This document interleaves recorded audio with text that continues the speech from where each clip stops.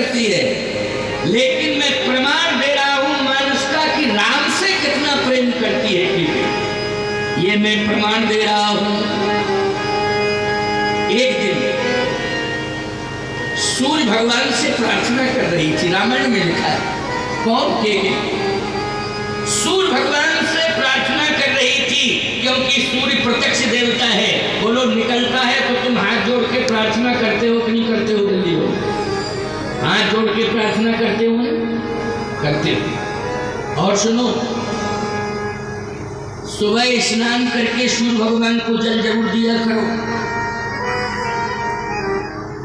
क्यों? सूर्य भगवान के द्वारा हमें आरोग्यता मिल रही है। सूर्य की किरण अगर नहीं पड़ेगी तो बीमार बने रहोगे प्यारे। चाहे जितनी सुंदर व्यवस्था में रहना और चाहे जितनी अच्छी औषधियां लेना, लेकिन सूर्य की किरण अगर नहीं पड़ेगी तो बीमारी बने रहोगे। और डॉक्टर भी यही कहते हैं कि थोड़ा धूप लिया करो, है ना? थोड़ा सा धूप लिया करो। किसान को धूप में ही रहता है कि नहीं रहता है? वो तो धूप में ही रहता है। लेकिन सूर्य भगवान के प्रति जो है अपनी भावांजलि अर्पित किया करो।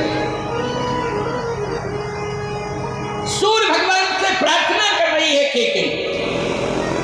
रामायण में लिखा है कि जो विधि जन्म, चौपाई को ध्यान से सुनना, जो विधि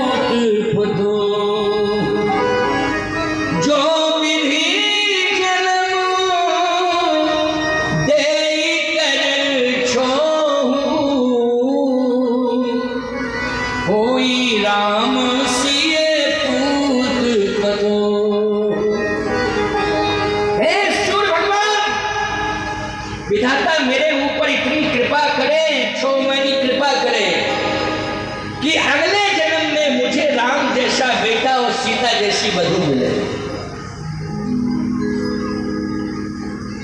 जो भी जन्म दे कर छो हो राम सिय पुत्र। अगले जन्म में मुझे राम जैसा बेटा और सीता जैसी बधू मिलना चाहिए। ये नहीं कहा है कि भरत जैसा बेटा और मातवी जैसी बधू मिलना चाहिए, ये कहीं नहीं लिखा है। हो ये राम सिय पूत पतोहू, ये केकई कह रही है। राम जैसा बेटा और सीता जैसी बधू मुझे अगले जन्म में भी मिले। इतनी कृपा मेरे ऊपर विधाता कर दे। तो बोलो, प्रमाण मिल गया कि नहीं मिल गया कि किससे प्रेम कर रही है? सीताराम से प्रेम कर रही है केकई। लेकिन मंथरा पहुंच गई और मंथरा ने कहा कि महारानी जी, आज विशेष रूप से मुस्कुरा रही हो, प्रसन्न हो रही हो, बात क्या है? बात क्या है? केकई ने कहा, ये बात है तुझे मालूम नहीं है, मेरा बेटा राम राजा बन रहा है और पूरी अभिषेक की तैयारी हो चुकी है, मुझे प्रसन्नता नहीं होगी? मंथरा ने कहा, भरत जी कहाँ है? भरत जी। और मंथरा क्या बोल रही है? देखो, कभी मंथरा इस प्रकार से बोल ही नहीं सकती थी, ना उसके दिमाग में ये विचार आ रहा था। इतना बड़ा उत्सव हो रहा है, संपूर्ण तीर्थों के महात्माओं के पास निमंत्रण पहुंच गया। मंथरा कह रही, संपूर्ण तीर्थ के महात्माओं के पास निमंत्रण पहुंच गया है। संपूर्ण बलों की औषधियां आ चुकी है, संपूर्ण पवित्र नदियों का जल आ गया है,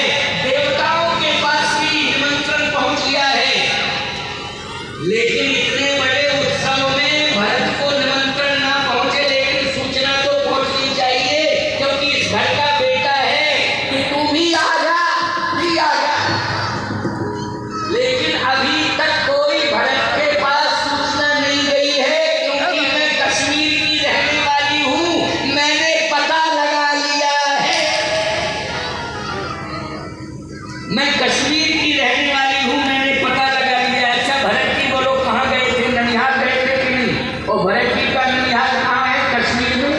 और मंथरा चेरी कैकई के बोलो कैकई के साथ आई थी कश्मीर से दासी बन के सेवा करने के लिए। कहाँ से आई थी जल्दी बोलो?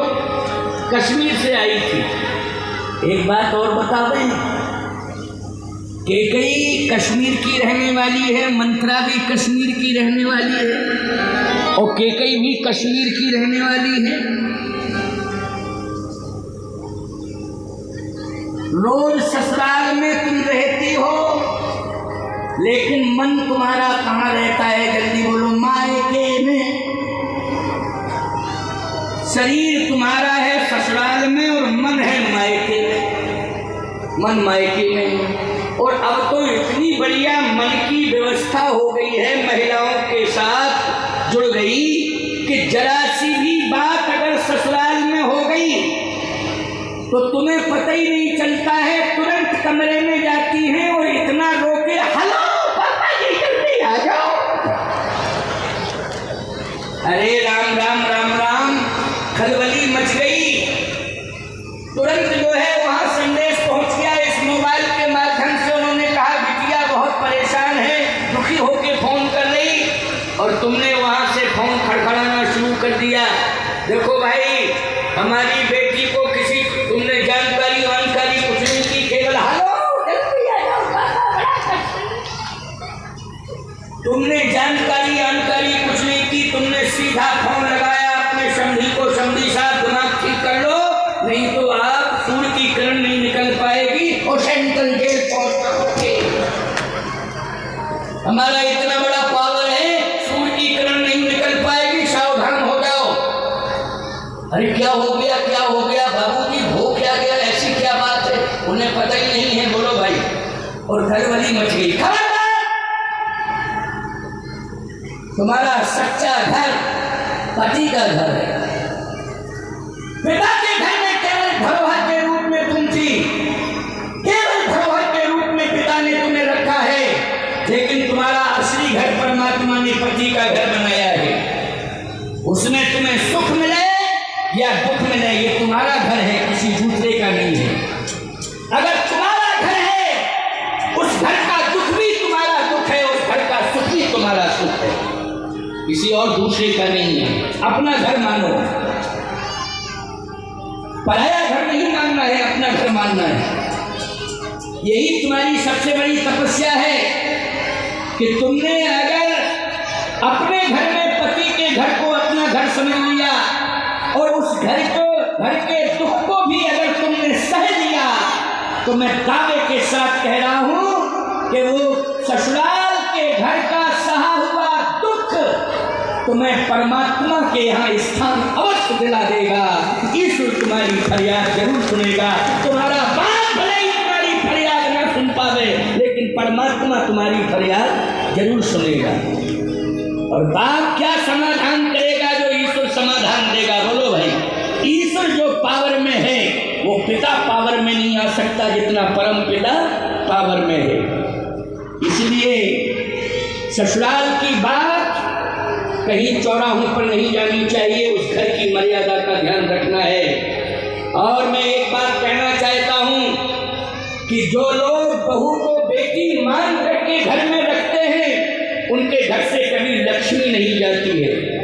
मैं बहुत स्पष्ट बोल रहा हूँ, एक पक्षी बात नहीं कर रहा हूँ। बहू को जिसने अपने घर में बेटी मान करके रखा है, उस घर में सदा लक्ष्मी निवास करती है, उस घर में सुख शांति सदा रहती है। इसलिए बहू को बहू मत मानना, बेटी मान करके रखना।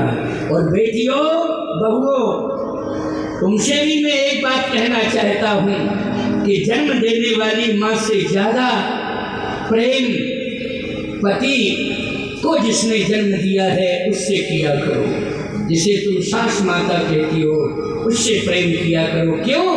इसलिए क्योंकि उसने पति को जन्म दिया है। मैं कहता हूं कि अगर तुम्हें परमात्मा के रूप में पति मिला है, तो उस पति को जन्म देने वाली कौन है उस परिवार में, उसकी ओर देखो, उसका ध्यान रखो, उसने कैसे पालन पोषण किया है, किस तरह से बड़ा करके आज तुम्हें सौंप दिया है।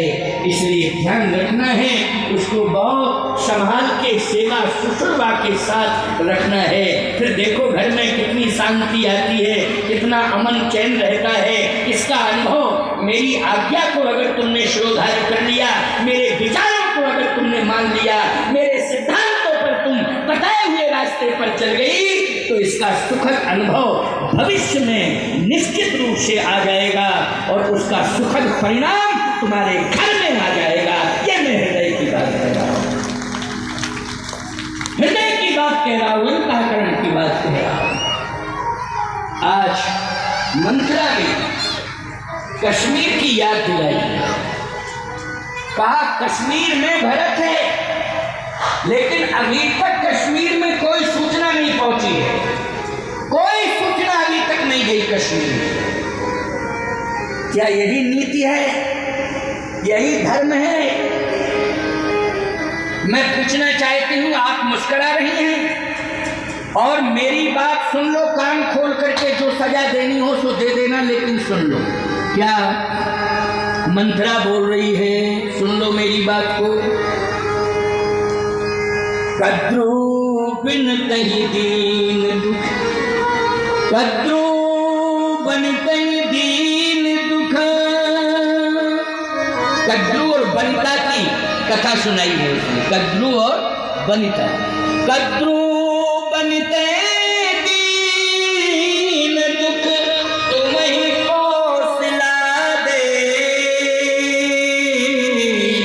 और भरत बंदी ग्रह से लखन राम के ले। भरत को कारागार में रहना पड़ेगा और तुम्हें भी कारागार में रहना पड़ेगा, मां बेटे को दोनों को कारागार में रहना पड़ेगा। ये परिणाम सामने आने वाला है, अभी हंस लो, मुस्कुरा लो, और अगर मेरी बात को ध्यान से सुन के परिवर्तन कर लो तो तुम्हारा भविष्य सुरक्षित हो जाएगा। याद रखना, कैकेयी को उस समय क्रोध आया और कैकेयी ने कहा, मंथरा में तेरी जान पकड़ के खींच लूंगी अगर तूने राम और भरत के बारे में किसी भी प्रकार का भेद डाला, कौशल्या और कैकेयी के मध्य में मतभेद डाला, तुम्हें तेरी जान पकड़ के खींच लूंगी। खबरदार, मेरी आंखों से ओझल हो जाए। मंथरा कांपने लगी। याद रखना, मंथरा जो है कांपने लगी। ब्रह्मा जी ने कहा, सरस्वती काम बना नहीं, क्योंकि मंथरा ने कोई प्रेशर नहीं बना पाया है कैकेयी के ऊपर, कोई प्रेशर नहीं बना पाया। सरस्वती जी ने कहा कि मैंने जितनी ताकत मुझ में थी, मैंने सारी ताकत लगा दी और संविधान मैंने पूरा का पूरा मंथरा को सौंप दिया। वो पढ़ावे, अब नहीं पढ़ना चाहती है तो मैं क्या करूं? ब्रह्मा जी ने प्रभु राम से प्रार्थना की कि प्रभु जितना प्रयास करना था उतना कर लिया है, अब तो आपकी जिम्मेवारी है। भगवान राम ने कहा, मैं कोशिश करता हूं, बस कैकेयी को रोते रोते रोते रोते कैकेयी को नींद आ गई, क्योंकि मंथरा को डांटा, क्रोध आया, आंखों से आंसू आए और बस लेट गई, क्रोध में सोई। एक बात और बताएं, स्वप्न जितने भी खतरनाक आते हैं, कब आते हैं?